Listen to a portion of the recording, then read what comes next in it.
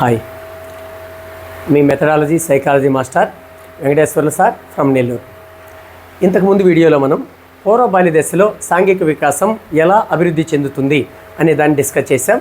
ఈ వీడియోలో ఉత్తర బాల్య దశలో సాంఘిక వికాసం ఎలా అభివృద్ధి చెందుతుంది పిల్లలలో. ఉత్తర బాల్య దశ, లేట్ చైల్డ్హుడ్ 6 years నుంచి 10 లేదా 12 సంవత్సరాలు. Very important point.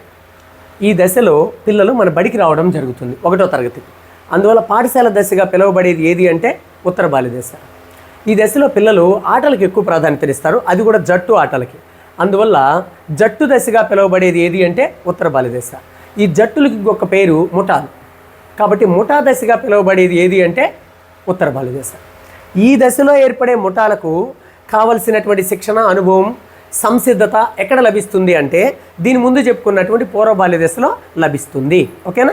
రైట్. సరే, ఒక్కసారి జాగ్రత్తగా చూడండి. ఈ దశలో పిల్లలు స్నేహితులకు అధిక ప్రాధాన్యతనిస్తారు.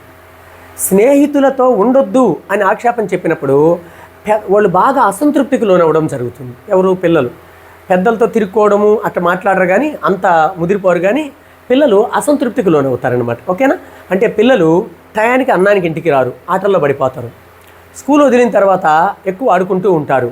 ఇలా టైము పాడు లేకుండా ఎక్కువగా ఆటల్లో మునిగి తేలేటటువంటి దశ ఏది అంటే ఉత్తర బాల్య దశ. ఓకేనా?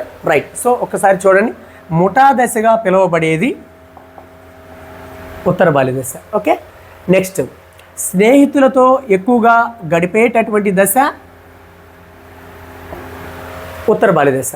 ఇలా స్నేహితులతో ఎక్కువ సమయం గడిపేటప్పుడు పెద్దలు అలా స్నేహితుల దగ్గరికి పోనీయకుండా చేసిన, వాళ్ళతో ఆటలాడకుండా చేసిన అసంతృప్తికి ఎక్కువగా గురి అయ్యేటటువంటి దశ ఏది అని అంటే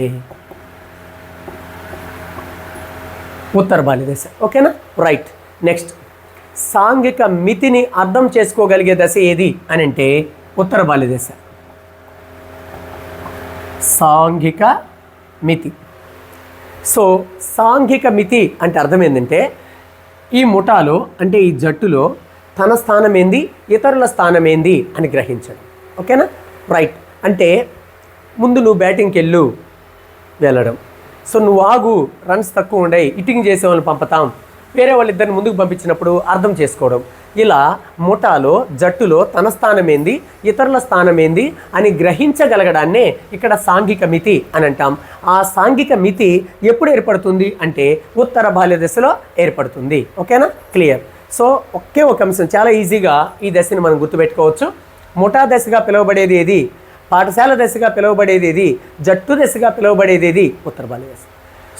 ఈ ముఠాలో ఎలా వ్యవహరించాలో దానికి కావాల్సిన అనుభవము, దానికి కావాల్సిన శిక్షణ, దానికి కావాల్సిన సంసిద్ధత ఏ దశలో ఏర్పడి ఉంటుంది అంటే ముందు దశ అయిన పూర్వ బాల్య దశలో ఏర్పడి ఉంటుంది.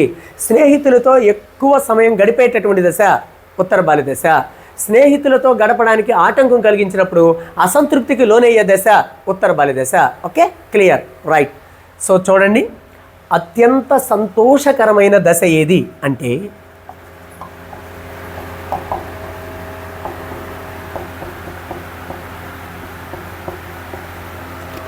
చూడండి, నీ జీవితంలో హ్యాపీ మూమెంట్ ఏంటంటే ప్రతి ఒక్క వ్యక్తి, మనం కూడా, నా బాల్యం, బాల్యంలో గోళీలాట ఆడుకున్నాను, వాగుల్లో ఈత కొట్టాను, కోతి కొమ్మంచి ఆడుకున్నాను, చింత చెట్టు మీద చింత చిగురు తిన్నాను, ఇలా చెప్పుకుంటూ ఉంటాం.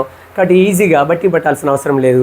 ఒక వ్యక్తి జీవితంలో అత్యంత సంతోషకరమైన దశ ఏది అంటే ఉత్తర బాల్య దశ. ఓకేనా? మురికి వయస్సుగా పిలువబడేది ఏది? మురికి వయసు. మట్టిలో, బుడదలో ఏడబడతాడా, గొడలన్నీ చించుకుంటా, పేడంతా ముసుకొని వస్తారు కాబట్టి ఆటల్లో నిమగ్నమై మురికి వయసుగా పిలువబడేది ఏది అంటే ఉత్తర బాల్య దశ. నెక్స్ట్, ఇలా ఆడుకునేటప్పుడు గొడవలు వేసుకొని కూడా వస్తారు పిల్లలు.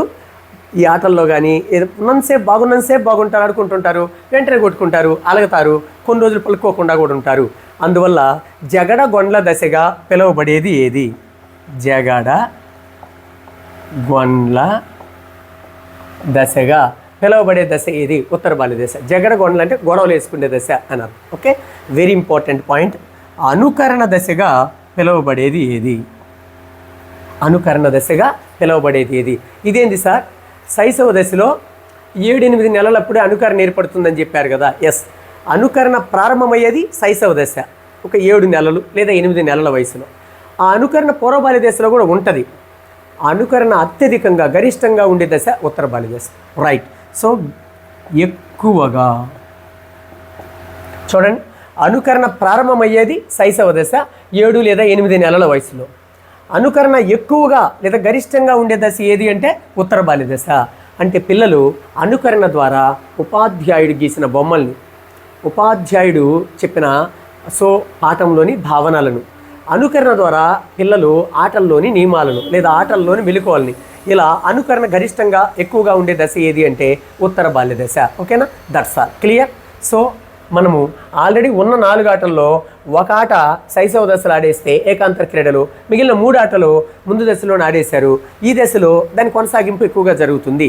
సహకార క్రీడలైన క్రికెట్ కానీ, కబడ్డీ కానీ, ఖోఖో కానీ అవన్నీ కూడా పిల్లలు ఎక్కువగా జట్లలో ఆడుతూ ఉంటారు. ఇది ఉత్తర బాల్య దశకు సంబంధించినటువంటి ముఖ్యమైన అంశం. ఓకే. సో ఇక్కడ ఇంపార్టెంట్ ఏంటి అంటే సాంఘిక మితి ప్రారంభమయ్యే దశ. అంటే జట్టులో తన స్థానం, ఇతరుల యొక్క స్థానాన్ని అర్థం చేసుకోగలిగే దశ ఉత్తర బాల్య దశ. అనుకరణ అత్యధికంగా ఉండే దశ ఉత్తర బాల్య దశ. నెక్స్ట్ ముఠా దశగా పిలువబడేది ఉత్తర బాల్య దశ. ఓకేనా? క్లియర్. ఈ 3 సాంఘిక వికాసం కౌమార దశలో ఎలా అభివృద్ధి చెందుతుంది? కౌమార దశ, అడల్సెన్స్ అని అంటాం. ఓకేనా? రైట్. సో ఈ వయసు ఎంత అంటే 13 లేదా 14 సంవత్సరాల నుంచి 18 సంవత్సరాల వరకు ఉండేటటువంటి దానిని కౌమార దశ. ఓకే. రైట్. అడాలసెన్స్ అనేటటువంటి ఆంగ్ల భాషా పదం అడాలసర్ అనేటటువంటి లాటిన్ భాషా పదం నుంచి ఏర్పడింది. అడాలసర్ అంటే అర్థం ఏంది అంటే పరిపక్వత చెందడం లేదా పక్వానికి రావడం అని అర్థం. ఓకేనా? టు గ్రో ఇంటూ మెచ్యూరిటీ అని అర్థం. ఓకే. రైట్. సో ఈ కౌమార దశ మానవుని యొక్క జీవితంలో ముఖ్యమైన దశ. మానవుని యొక్క జీవితంలో సందిగ్ధ వయస్సు. ఏంది సందిగ్ధం అంటే సమాజం పరంగా అంతకుముందు లేనటువంటి శారీరక మార్పులు పిల్లలలో ఈ దశలో ఉధృతంగా కనపడతాయి. అంటే చిన్న చిన్న మేసాల గడ్డాలు రావడం, ఆడపిల్లలకైతే ద్వితీయ లైంగిక లక్షణాలు, గౌణ లైంగిక లక్షణాలు కనపడడం.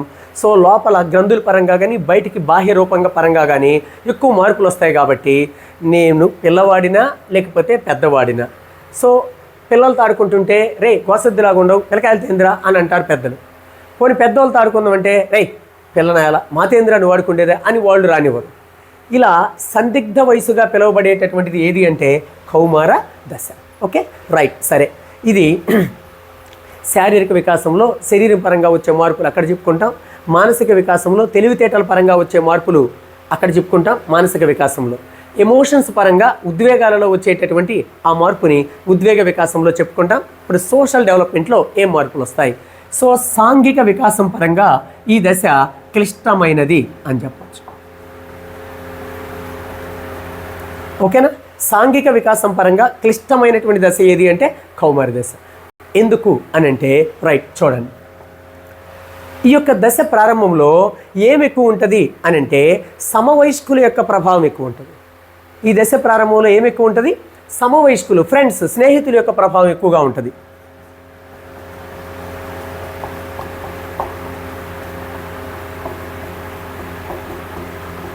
రైట్. సో ఏ దశ ప్రారంభంలో పిల్లలపై సమవయస్కుల ప్రభావం ఎక్కువగా ఉంటుంది అని అంటే కౌమార దశ ప్రారంభంలో.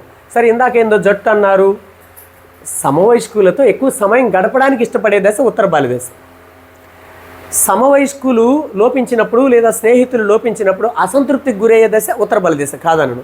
అయితే సమవయస్కుల యొక్క ప్రభావం ఏ దశ ప్రారంభంలో ఎక్కువగా ఉంటుంది అంటే కౌమార దశ. అంటే అర్థం ఏంటంటే తల్లిదండ్రులు సమవయస్కుల్ని కనుక విమర్శిస్తే తల్లిదండ్రుల మీద కూడా తిరుక్కొని మాట్లాడతారు. అర్థమవుతుందా? అంటే పేరెంట్స్ని కూడా సమవయస్కుల కోసం ఎదిరించేటటువంటి దశ ఏది అని అంటే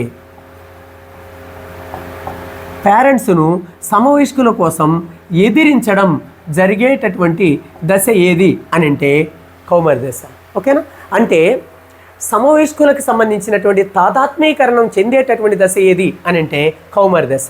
సో ఈ సమవయస్కులకు సంబంధించినటువంటి తదాత్మీకరణం చెందేటటువంటి దశ ఏది అంటే కౌమార దశ. తదాత్మీకరణం అంటే ఇది పర్సనాలిటీ, మూర్తిమత్వం అనే పాఠంలో రక్షక తంత్రాల దగ్గర వస్తుంది. అది వేరే కాన్సెప్ట్. ఇక్కడ ఏంటంటే నన్నేమైనాను, నా ఫ్రెండ్ని ఏమనంటే నేను ఒప్పుకోను. సో నా మీద దెబ్బ పడి నా ఫ్రెండ్ మీద దెబ్బ పడితే నా మీద దెబ్బ పడినట్టే సినిమా డైలాగు. నన్ను దాటుకొని నా స్నేహితుడి దగ్గరికి వెళ్ళు. ఇలా సో స్నేహితులకు సంబంధించినటువంటి సమవయస్కులకు సంబంధించినటువంటి తదాత్మీకరణం కనపడేటటువంటి దశ ఏది అంటే కౌమార దశ. ఓకే, అంటే తనను స్నేహితుల్లో చూసుకోవడం అనమాట. సో ఈ దశ ప్రారంభంలో స్నేహితుల కోసం సొంత తల్లిదండ్రులు కూడా ఎదిరించడం జరుగుతుంది. కాబట్టి సాంఘిక వికాసం పరంగా క్లిష్టమైనటువంటి దశ ఏది అంటే కౌమార దశగా చెప్పుకోవాలి. రైట్. అయితే క్రమేణా 13, 14 ఏళ్ళు దాటి 15 దాటి 16 దాటి 17 ఇలా ఈ దశ చివరికి వచ్చేసరికి దాన్ని మనం ఉత్తర కౌమార దశ అని అంటాం. ఈ దశ ఎండింగ్కి వచ్చేసరికి ఉత్తర కౌమార దశ అని అంటాం. అక్కడ పిల్లలకి సొంత గుర్తింపు కోరుకుంటారు. రైట్. అంటే స్నేహితుల మీద డిపెండ్ అవ్వడం కాకుండా నేనేదో సాధించాలి, సో నేను మంచి పేరు తెచ్చుకోవాలి, ఇలా సొంత గుర్తింపును కోరుకుంటారు. అలానే ఏ గూటి పక్షులు ఆ గూటికి పోతాయని స్నేహితుల సంఖ్యలో తగ్గిపోతుంది. సో వాళ్ళ విలువలకి వాళ్ళ అభిరుచులకి దగ్గర సంబంధం ఉండే స్నేహితులను ఎన్నుకొని కొద్దిమంది స్నేహితులతోనే సో ఈ దశ యొక్క చివరికి పిల్లలు స్నేహం చేయడం జరుగుతుంది. రైట్. కాబట్టి ఇక్కడ గుర్తుపెట్టుకోండి, సొంత గుర్తింపు కావాలని పిల్లలు కోరుకోవడం, అలానే స్నేహితులను ఎన్నుకునే విలువలలో మార్పురా.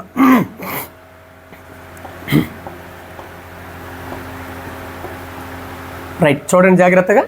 పిల్లలు ఈ దశ చివరికి వచ్చేసరికి సొంత గుర్తింపును కోరుకోవడం, అలానే అందరినీ కాకుండా తన అభిరుచులకి తన ఇష్టాలకి ఓకేనా తన సామర్థ్యాలకి తన యొక్క భావాలకి దగ్గర సంబంధం కలిగినటువంటి ఫ్రెండ్స్ని మాత్రమే ఎన్నుకోవడం జరుగుతుంది. అంటే స్నేహితులను ఎంపిక చేసుకోవడంలో విలువలలో మార్పు రావడం వల్ల సమవయస్కుల సంఖ్య తగ్గుతుంది. కిందికి ఎర్ర మార్కు పెడుతున్నా. సమవయస్కుల యొక్క ప్రభావం తగ్గుతుంది, స్నేహితుల యొక్క సంఖ్య తగ్గుతుంది. సో ఏ దశలో అని అంటే కౌమార దశలో, పర్టికులర్గా ఏ దశలో అని అంటే ఉత్తర కౌమార దశలో. ఆప్షన్లో ఉత్తర కౌమార దశ అని ఉంటే మల్టిపుల్ చాయిస్లో అప్పుడు అది పెట్టాలి.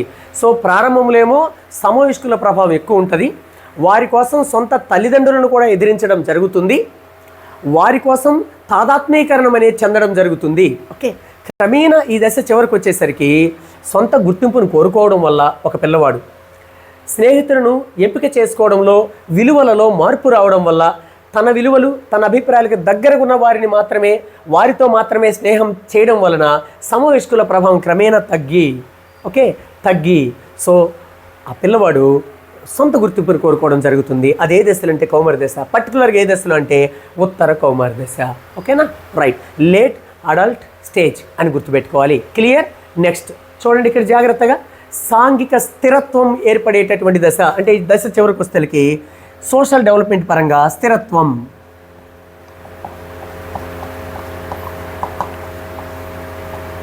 రైట్, స్టెబిలిటీ, సోషల్ స్టెబిలిటీ, సాంఘిక స్థిరత్వం ఏర్పడేటటువంటి దశ ఏది అంటే అర్థం ఏంటి అంటే సో నాకు సమాజంలో మంచి పేరు రావాలి, ఇలా ఉంటే నాకు మంచి పేరు వస్తుంది అని ఒక పంతాలో ఒక జీవన విధానాన్ని ఒక వ్యక్తిత్వంతో పిల్లవాడు ముందుకు నడవడం జరుగుతుంది. కాబట్టి వ్యక్తిత్వం లేదా జీవన విధానం విద్యార్థిలో రూపుదిద్దుకునేటటువంటి దశ ఏది అంటే కౌమార దశ. Very important. సో ఒక వ్యక్తిత్వం లేకపోతే చూడండి ఒక జీవన విధానం,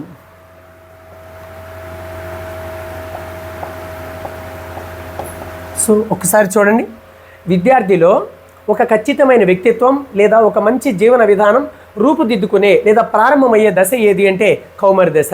అదేంది సార్ అంటే సాంఘిక స్థిరత్వం. అదేంది అంటే సమాజంలో నేను ఇలా నడుచుకోవాలి, ఇలా ప్రవర్తించాలి, సో నేను మంచిగా చదువుకోవాలి, నా తల్లిదండ్రులకు మంచి పేరు తెచ్చిపెట్టాలి, నాకు పాఠం చెప్పినటువంటి మా గురువులకి మంచి పేరు ప్రతిష్టలు తెచ్చిపెట్టాలి, మా ఊర్లో నన్ను అందరూ మెచ్చుకోవాలి. ఇలాగా సాంఘిక స్థిరత్వం ఏర్పడేటటువంటి దశ కౌమార దశ.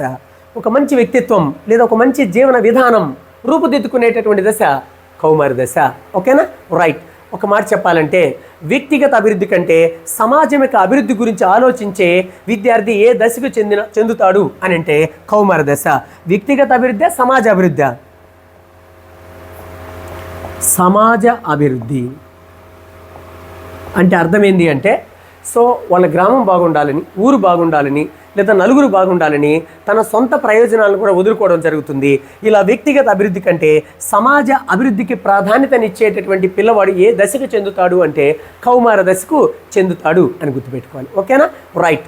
సో ఒక మాటలో చెప్పాలంటే చాలా ఇంపార్టెంట్, నాయకారాధన కనపడేటటువంటి దశ ఏది అంటే కౌమార దశ. నాయకారాధన, హీరో వర్షిప్ అని అంటాం మనం. హీరో వర్షిప్, నాయకారాధన కనపడేటటువంటి దశ కౌమార దశ. ఓకేనా? అంటే అల్లు అర్జున్ని అభిమానించడం, హీరోయిన్ని అభిమానించడం, విరాట్ కోహ్లీ క్రీడాకారుని అభిమానించడం, కొంతమంది తన తండ్రినే హీరోగా అభిమానించడం. ఇలా సో ఒక వ్యక్తికి దాసోహం అవడం, లేదా దాసోహం అనకూడదు సారీ, అభిమానాన్ని పెంచుకోవడం. ఓకేనా? సో ఇలా హీరో వర్షిప్, నాయకారాధన కనపడేటటువంటి దశ ఏది అని అంటే కౌమార దశ. Okay, right. ఒక మాటలో చెప్పాలంటే ఈ సాంఘిక వికాసం ఏ దశల్లోనైనా, శైశవ దశ కావచ్చు, పూర్వబాల్య దశ కావచ్చు, ఉత్తర బాల్య దశ కావచ్చు, కౌమార దశ కావచ్చు. సో ఈ సాంఘిక వికాసం మీద ఎక్కువగా ప్రభావితం చూపించే అంశాలు ఏంటి అంటే మీకు అందరికీ తెలిసినవే. ఒకటి కుటుంబం. ఓకేనా? ఆ కుటుంబంలో ఉండే సభ్యులు. 2 సమవయస్కులు అంటే స్నేహితులు. 3 పాఠశాల, ఆ పాఠశాలలో ఉండే సమవయస్కులు ఉపాధ్యాయులు. ఓకేనా? రైట్. Next media. సో ప్రసార మాధ్యమాలు, టీవీ, ముఖ్యంగా మొబైల్, సెల్ ఫోన్, ఇప్పుడు మీడియా. ఒక మాటలో చెప్పాలంటే మొత్తం సమాజం. కానీ సాంఘిక వికాసం మీద ప్రభావితం చూపించే కారకాలు ఏంది అని అంటే కుటుంబం, సమవయస్కులు, పాఠశాల, మీడియా అంటే ప్రసార మాధ్యమాలు, సమాజం. ఇవన్నీ కూడా వివిధ దశలలో విద్యార్థులపైన ఎక్కువగా ప్రభావితం చూపిస్తాయి. ఓకేనా? క్లియర్. సో 4 దశల గురించి చెప్పుకున్నాం. సాంఘిక వికాసం శైశవ దశలో అప్పుడే ప్రారంభమవుతుంది, అది కుటుంబానికి మాత్రమే పరిమితమై ఉంటుంది. పూర్వబాల్య దశలో అది చాలా ముఖ్యమైన దశ, పునాది దశ. భవిష్యత్తులో సాంఘిక వికాసం రూపుదిద్దుకోవడానికి పునాదులు పూర్వబాల్య దశలోనే పడుతాయి. ఓకేనా? నెక్స్ట్ సమవయస్కులు ఎక్కువ మంది ఉంటారు, ఎక్కువ సంఖ్యలో ఉంటారు. ముఠా దశ. సమవయస్కులు లోపించినప్పుడు అసంతృప్తికి లోనవుతారు.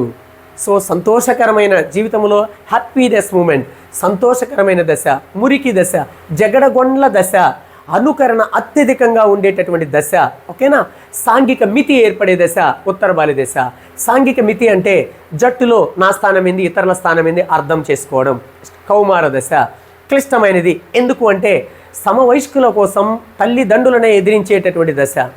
రైట్. ఎక్కువ మంది సమవయస్కులు ప్రారంభంలో ఉంటారు. క్రమేణా ఉత్తర కౌమార దశకు వచ్చేసరికి, కౌమార దశ చివరికి వచ్చేసరికి సొంత గుర్తింపుని పిల్లవాడు కోరుకోవడం, సో స్నేహితులను ఎంపిక చేసుకునే విలువలలో మార్పు రావడం వల్ల సమవయస్కుల సంఖ్య తగ్గుతుంది. తమ అభిరుచులకు, తమ భావాలకి దగ్గర సంబంధం కలిగిన కొద్ది మంది స్నేహితులను మాత్రం ఎంపిక చేసుకోవడం జరుగుతుంది. ఓకేనా? నెక్స్ట్ సాంఘిక స్థిరత్వం ఏర్పడుతుంది. అంటే సమాజంలో సొంత వ్యక్తిత్వం లేదా మంచి జీవన విధానం రూపుదిద్దుకునేటటువంటి దశ. వ్యక్తిగత అభివృద్ధి కంటే సమాజం యొక్క అభివృద్ధిని కోరుకునే దశ కౌమార దశ. నాయకారాధన కలిగి ఉండే దశ కౌమార దశ.